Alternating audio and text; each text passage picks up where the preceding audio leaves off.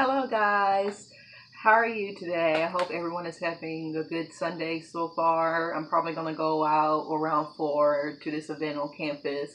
But I wanted to get this out of the way. R.I.P. Aretha Franklin, of course. Aretha Franklin passed away on August 16th on Thursday, I believe Thursday morning. And prior to that, we heard reports of Aretha Franklin being gravely ill. This directly came from family members and close relatives. And when I heard about that, I let my mom know. It was early in the morning. I woke up around 6:30. I believe it was Monday or Tuesday. And I looked on my Twitter and it said Aretha Franklin is gravely ill. And I told my mom, and my mom and I were kind of like, oh, wow. Like Aretha Franklin to black people was like family. She was like a residential grandma. She really had a soft spot. I mean, we really had a soft spot for Aretha. My grandma grew up with her music. She used to play her gospel records all the time. It was nothing but gospel music for my grandma. It was either Mahalia Jackson or Aretha Franklin, who was as close to secular in her music catalog as possible. But it's a loss. It's truly a loss for American music and African American music. Aretha Franklin was walking history. She was there during segregation, the civil rights movement. She offered to pay Angela Davis's bail, which I had no idea about. I had no idea how involved Aretha was with the civil rights movement. Because when you think of Aretha, you think of this respectable singer who's all about so-called class. Because I don't like to use the word classy, but when you think of Aretha Franklin, she's this respectable old lady, who's very demure, who is conservative. But Aretha Franklin was not like that at all. And we all know her from the comedy series on YouTube, Got to Be Real, with the voiceovers of Patti LaBelle and Aretha Franklin. And the running gag is Aretha is supposed to be this hateful woman or a hater, and all these celebrities don't like her. But in real life, Aretha was generous. She donated a lot of money to people. She especially gave back to her community in Detroit, Michigan. She was just a great woman. She was friendly. She called Ashanti out the blue just to tell the woman to watch out from them stars. Okay? Like, at first when I read Ashanti's post, I thought it was a joke. I thought some stan had made it up just to throw shade at Ashanti. You know how people like to do. But it was real. Aretha called Ashanti in 2003 to warn her about SARS or SARS in Canada, some type of virus going around, and Aretha was telling her to, get out of there as soon as possible. And Ashanti was grateful for it because just the idea of Aretha calling her up just to talk to her moved her. And I wish I had met Aretha, because Aretha seemed like a pistol, just a great woman. I'm not even just talking about her music. I'm just talking about her as a person. She, to me, was the definition of a strong black woman. Her music embodied that. Respect. R-E-S-P-E-C-T. Find out what it means to be R-E-S-P-E-C-T. Take care of me, C-T. Sock it to me, sock it to me, sock it to me. Like, yes. And Chain of Fools. Call me. Do right woman, do right man. Baby, baby, baby. I just listened to It Hurts to Hell for like the first time in a while, and that song is beautiful. It makes me cry. It's one of those songs that you can play when you are having a sad day, and it really gets you through it. It Hurts to Hell was on the Waiting to Exhale soundtrack. A Rose is a Rose, with Lauryn Hill singing in the background where she's like, what I am is what I is, and Aretha had hits, and Until You Come Back to Me. And I feel like you can just listen to Aretha just based off of her greatest hits. Like it's like every good song of Aretha was a great hit, was something that was already a single. But you should try and listen to her cuts as well.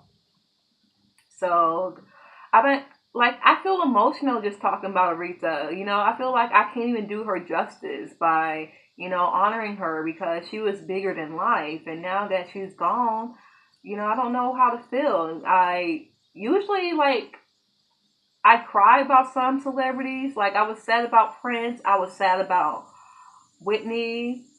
I was sad about Corey Monteith from Glee. I was very devastated when Tina Marie passed. But with Aretha, I don't know. Because I just keep laughing at the jokes. People are making jokes about Aretha, but in good taste, basically saying, she was shady. And basically saying, I'm looking at Patty like, I'm not going to look at her R.I.P. tweets.